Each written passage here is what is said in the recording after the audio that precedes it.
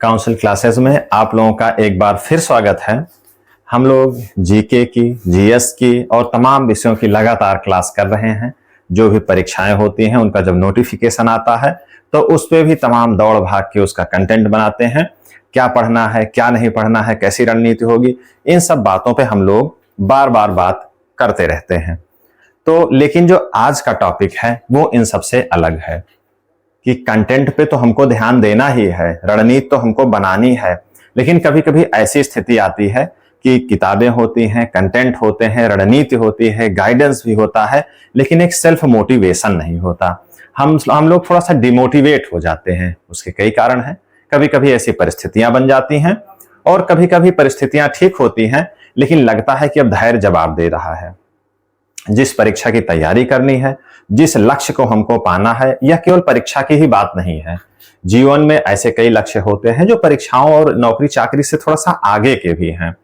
तो इन सब बातों को ध्यान में रखते हुए मुझे लगा कि आज एक मोटिवेशन की, जिससे एक सेल्फ मोटिवेशन मिल सके, थोड़ा सा अपने मन को हम लोग जागृत कर पाएं परीक्षा के संदर्भ में, तैयारी के संदर्भ में, नौकरी पाने के संदर्भ में, तथा इन सबसे इतर जीवन में और भी जो कुछ लक्ष्य हैं उसके बारे में हम लोग थोड़ी सी चर्चा करें, बात करें। और कुछ ऐसी बातें हैं जो हमारी, देखिए यहाँ पर टैगलाइन हमने लिखा है कि सफलता की ये 6 बातें हैं और यहाँ पर सफलता की ये 5 बातें हैं।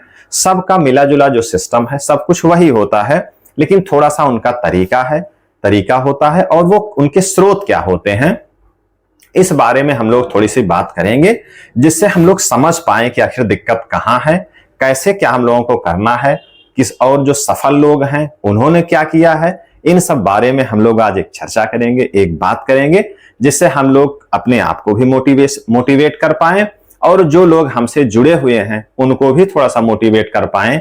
उसका कारण क्या है कि आप तो स्वयं सेल्फ मोटिवेट होते हैं, लेकिन कुछ अगल बगल ऐसे लोग, ऐसी परिस्थितियां होती हैं कि जो हमारे अंदर एक नकारात्मक भाव पैदा करती हैं।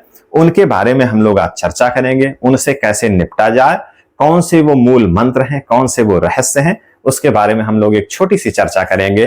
पढ़ाई लिखाई और जो दुनिया के झंझावात हैं उनसे इतर ये विषय जो है, ये विषय जो लिया गया है, ये उसका वो टॉपिक का तो नहीं है कि जो मूल काम है हमारे उनसे अलग है, लेकिन उन काम की तीव्रता को ये बढ़ा देगा। ये कैटलिस्ट है, ये उत्प्रेरक हैं। जैसे उत्प्रेरक के बारे में आप जानते हैं कि वह अभिक्रिया में भाग लेकर के किसी भी सिस्टम की उसकी जो गति है उसको बढ़ा या घटा देते हैं, लेकिन स्वयं पे उन पे कोई प्रभाव नहीं पड़ता। तो वैसे ही है कि ये कैटलिस्ट हैं, ये घुस करके आपके मन मस्तिष्क में आपकी स्थिति को, आपकी गति को बढ़ा देंगे, घटाएंगे नहीं, केवल बढ़ा देंगे। तो आइए हम लोग चर्चा करते हैं। सबसे पहले देखते हैं हम लोग कि हमने यहां पर लिखी है सफलता की 6 बातें। जानते सब हैं, केवल मानते नहीं हैं। जानकारी सबको है। आजकल यूट्यूब पे, सोशल मीडिया पे, तमाम किताबों पे, अपने बड़े बुजुर्गों से, साथियों से, जो लोग सफल हैं उनसे यही सारी बातों की चर्चा उनसे भी होती है। यही बातें वो बताते हैं, उसको सुनते हैं, भूल जाते हैं। गलती क्या है, हम लोग उसको मानते नहीं हैं और उसका पालन नहीं कर पाते हैं। तो वो कौन सी सफलता की 6 बातें हैं, कौन सी वो सफलता की 6 बातें हैं जिन पे हमको ध्यान देना है। सबसे पहले हम लोग देखें वो क्या है, हार्ड वर्क। क्या है, हार्ड वर्क। चाहे नौकरी का मामला हो, चाहे पढ़ाई लिखाई का मामला हो, चाहे जीवन में किसी अन्य प्रकार की दुविधा हो, चाहे पारिवारिक हो, व्यवसायिक हो, कोई आर्थिक काम हो, उन सब में क्या है कि ये हार्ड वर्क, ये सबसे बड़ी चीज है। सबसे मूल मुद्दा यही है कि अगर किसी में हम कड़ी मेहनत करते हैं, बहुत मेहनत करते हैं, तो उसमें असफल होने की गारंटी 100% है। असफल ना होने की गारंटी 100% है और असफल होने का चांस 1 या आधा % है अगर आप कड़ी मेहनत करते हैं। दूसरा क्या है, सैक्रिफाइस, त्याग करना। त्याग जैसे हमने बौद्ध धर्म में पढ़ा है, कई चीजों में हमने जाना है, जैसे सुख का हमको त्याग करना है, सुखों से दूर रहना है। ऐसा नहीं कि सारे सुख हमको त्याग देने हैं। जिस समय हम संघर्ष कर रहे हैं, जिस समय हमारा प्रक्रम चल रहा है, तो उनमें हमको कुछ त्याग करना है। जैसे मोह का त्याग करना है, बुरी आदतों का त्याग करना है। जैसे किसी ने कहा कि अगर आप कम खाते हैं, कम सोते हैं, तो निश्चित तौर पे आप सफल हो जाएंगे। सीधा सा है कि इन्हीं चीजों का हमको त्याग करना है। ज्यादा खाने का त्याग करना है, ज्यादा सोने का त्याग करना है। तो अगर आप कम खाते हैं, निश्चित तौर पे आप स्वस्थ रहेंगे और आपको थोड़ा सा समय मिल पाएगा, और कम सोने से आप जान ही रहे हैं। तो इन सब चीजों में है कि हमको त्याग करना है चीजों से, थोड़ा सा जो कुछ वर्तमान में सुख हमको मिल रहा है उन सब का त्याग करेंगे, तभी हम सफल हो पाएंगे। इसके बाद देखते हैं स्ट्रगल। स्ट्रगल का मतलब है संघर्ष। हमको संघर्ष से नहीं भागना है, संघर्ष जीवन में हर स्टेप में होगा। अगर आप कुछ करते हैं तब भी, कुछ काम नहीं करते हैं तब भी संघर्ष है। तो हमको संघर्षशील बनना है। फेथ, चौथे नंबर पर क्या है? फेथ मतलब क्या है? आस्था और विश्वास। किस पे आस्था और विश्वास? ईश्वर पे आस्था हो, ईश्वर पे विश्वास हो, और सबसे ज्यादा अपने आप पर आस्था विश्वास हो। जैसे एक थोड़ा सा समय लगेगा, एक दृष्टांत से मैं इंगित कर रहा हूं, थोड़ा सा आप देखें यहां। जैसे आप साइकिल, मोटरसाइकिल या कुछ भी चला के जा रहे हैं, विश्वास की बात है। तो जैसे अगर ये इतनी पतली सड़क है, मान लीजिए 1-2 फीट की है, इस पे अगर आपको चलना है, इसके बगल 100-100, 50-50 फीट की खाई है, निश्चित तौर पे आप नहीं चला पाएंगे, आप गिर जाएंगे। 2 फीट की सड़क हो, बगल बगल 150 फीट की खाई हो गहरी, तो आप नहीं चला पाएंगे। अगर इतनी दूर में आप चला नहीं पाएंगे क्योंकि इसकी 2 फीट की है, 1 फीट की है। अगर खाई ना हो, समतल हो, यही सड़क 20-25 फीट की हो, तो आप कितनी दूर में, अगर आपको कह दिया जाए कि इतने दूर में ही चलाना है, इसके बाहर नहीं जाना है, तो बहुत ही सफलतापूर्वक आप इसको चलाते हुए चले जाएंगे। क्योंकि आपको विश्वास है कि अगर मान लीजिए डगमगाते हैं आपके कदम, आपकी स्थिति में कुछ परिवर्तन आता है, तो ये बगल जो जगह है ये आपको बचा लेगा। यही है विश्वास, यही है ईश्वर का विश्वास, और यही है आप पे भरोसा। बगल में खाई थी, आप विश्वास नहीं कर पा रहे थे, चला अब भी आप इतने दूर में रहे हैं, लेकिन तब अब क्या है कि बगल बगल इतना जो परास है, यही ईश्वरीय शक्ति है और यही आत्मविश्वास है। यही अपने आप पे भरोसा करना है कि बगल बगल ये है, क्या दिक्कत है, 2 फीट में आप चले जा रहे हैं लेके साइकिल, मोटरसाइकिल। जब गहराई थी तो इसी में डगमगा के 2-4-10 मीटर चलने के बाद आप रुक जा रहे हैं। ये क्या है? यही आस्था विश्वास है। पेशेंस, धैर्य। सबसे जरूरी चीज क्या है? धैर्य। किसी काम को करने के लिए धैर्य की अति आवश्यकता होती है। जैसे अगर आप तैयारी कर रहे हैं, कंपटीशन की तैयारी कर रहे हैं, तो कुछ क्षण ऐसे आता है, लगता है कि अब नहीं हो पाएगा। उसी समय धैर्य की आवश्यकता होती है। जो धैर्यशील हैं, तमाम ऐसी स्थितियां आती हैं जीवन में, धैर्य जवाब देने लगता है। उसी समय तो आपकी परीक्षा होती है। जो धैर्यशाली हैं, उस समय जो धैर्य रखते हैं, वो खराब परिस्थितियां होकर के गुजर जाती हैं और आप सफल हो जाते हैं, आपका काम सफल हो जाता है। और जो उसी परीक्षा की घड़ी में जो टूट जाते हैं, जिनका धैर्य जवाब दे जाता है, वो जीवन भर में असफल हो जाते हैं, पूरे जीवन भर के लिए असफल हो जाते हैं। तो धैर्य का बड़ा रोल है। ये मैंने अपने व्यक्तिगत जीवन में भी देखा है कि जो भी परिस्थितियां आती हैं, जो भी खराब क्षण आते हैं, वो यही लगता है कि यही सबसे खराब क्षण है और सबसे बड़ा जो विकट परिस्थिति हमारे जीवन में आई है, अब यही आ गई है। अगर इससे निपट जाते तो जीवन में सब सुख ही सुख है। लेकिन ऐसा कभी नहीं होता। जो भी स्थितियां हमारे जीवन में आती हैं, वो सबसे बड़ी ही होती हैं। वो निकल जाते हैं, उसके बाद जो आती है, तब लगता है कि अब ये सबसे बड़ी है, पिछली वाली तो कुछ नहीं थी। तो धैर्य का काम यही है कि अगर आप धैर्यशाली हैं, अगर आपका धैर्य जवाब नहीं देता है, तो निश्चित तौर पे आप सफल हो जाएंगे। और जो सबसे अंतिम और महत्वपूर्ण बिंदु है, वो क्या है? पैशन। पैशन का मतलब जुनून। पैशन का क्या मतलब होता है? जुनून, लगन। अगर आपके अंदर पैशन है, जुनून है, जील है, एंथुजियाज्म है, उत्साह है किसी काम को करने के लिए, तो निश्चित तौर पे वो काम आपको भार नहीं लगेगा। क्या नहीं लगेगा? भार नहीं लगेगा। तो जिसके अंदर लगन नहीं है किसी काम को करने के लिए, तो असफल होने की उतनी ही गारंटी उसमें बढ़ जाती है। अगर आपके अंदर लगन नहीं है तो आपको वो काम भार लगेगा। अगर 1 घंटे का काम है तो आप उसको 10 दिन में भी नहीं कर पाएंगे, क्योंकि 1 घंटे आप बैठ नहीं पाएंगे उसको करने के लिए। पैशन का मतलब यही है। तो इसी पैशन का उपयोग होता है कि जिसमें आपका पैशन हो, जिस काम में, जिस नौकरी में, जिस भी सिस्टम में आपका पैशन हो, आपको जुनून हो, तो वही काम आप करें।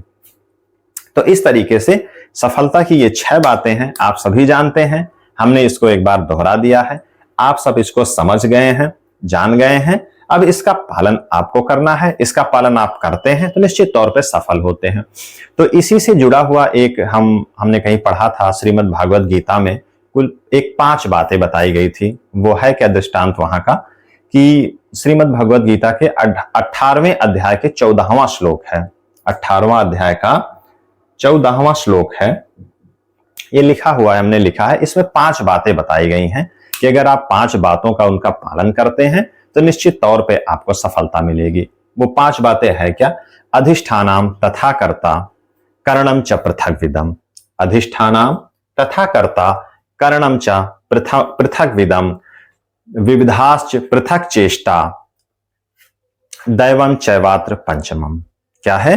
अधिष्ठानम तथा कर्ता करणम च पृथक विदम विविधाश्च पृथक चेष्टा दैवम चैवात्र पंचमम। 5 बातें हैं। इसमें हम लोग थोड़ा सा व्याख्या कर लेते हैं, इसको जानते हैं। वो 5 बातें हैं क्या? सफलता के लिए 5 बातें जरूरी हैं। कौन सी? अधिष्ठानम। अधिष्ठानम का मतलब हमारा जो फाउंडेशन है, जो उद्देश्य है, वो हमको क्लियर होना चाहिए कि क्या करना है, क्यों करना है, कैसे करना है। लक्ष्य के प्रति एकदम क्लियरिटी होनी चाहिए। अधिष्ठानम, अधिष्ठानम का यही मतलब है। उसके बाद तथा कर्ता।